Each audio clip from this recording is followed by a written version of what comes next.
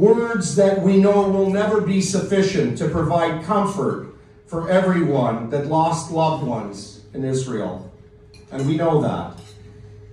And yet, we've been here before because we are reminded of those that survived the Shoah, the last modern day example of something as horrifically tragic as October the 7th. And we watch the survivors of the Shoah rebuild their lives from ashes. And in their darkest hour, through their lives here in Canada, against all the odds and contrary to what anybody said they could do, their voices helped our community and country find its way. And the words of the late Lord Rabbi Jonathan Sachs are again so important tonight. And he said it correctly. The hate that begins with Jews never ends with Jews. And we make a great mistake if we think anti-Semitism is only about the Jews. It's not. It's about anti-Semites.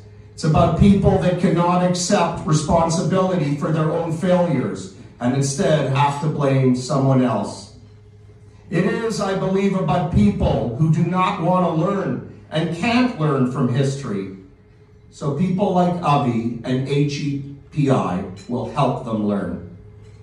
Anti-Semitism is, as we all know, not new. Hate is not new. It has always been here. It's either been lurking around the corner or slightly out of sight, but always unacceptable. Hate of all kinds is, as Professor Erwin Kotler correctly stated, toxic to our democracy.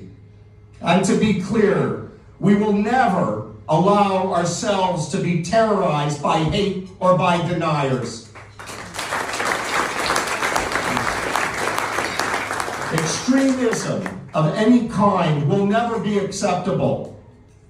And as I've said before, and it's hard to believe, those who do not believe we have a right to live safely in our own homes and communities and wake up our loved ones and see our kids off to school and go to work and shop and pray. For those who do not believe in our inherent rights to do this, we will call you out.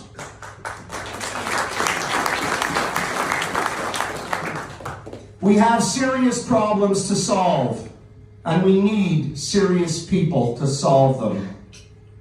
People crave and want genuine leadership.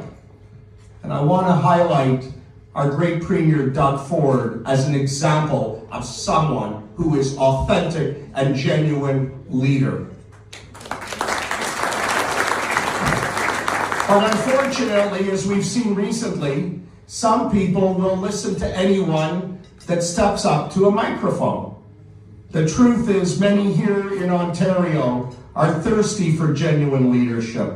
And in the absence of this leadership, it's like a desert, a mirage, that some are so thirsty, they'll even drink the sand. And that's what we have to talk about tonight. We need to distinguish a leader versus others who are flip-floppers and vague and could not find their way out of a dark alley with a flashlight. People don't drink the sand because they're thirsty. They drink the sand because they don't know the difference. And so, Avi, you and AGPI will help educate them and always tell them the truth. And thanks to the unwavering support, especially now, especially since October the 7th, Premier Ford and my colleagues in Cabinet, too many to mention, and our caucus, have stood with the Jewish community, have stood against hate, and have stood with the democratic state of Israel. Yes. Our government is acting decisively to combat the rise of anti-Semitism and hate in all its forms. And I can tell you this, some things always matter. They matter to me and they matter to our government. The rule of law will always matter. Standing up for the truth when others don't want to hear it matters.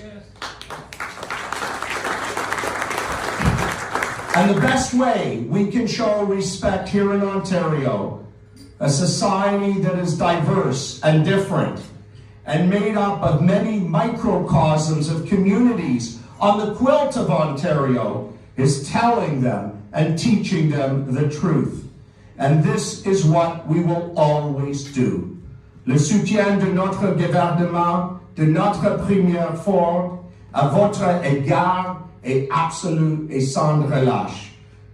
Our commitment from our government to the Jewish community, to the state of Israel, is absolute and constant. Thank you. Merci beaucoup. Dietrich.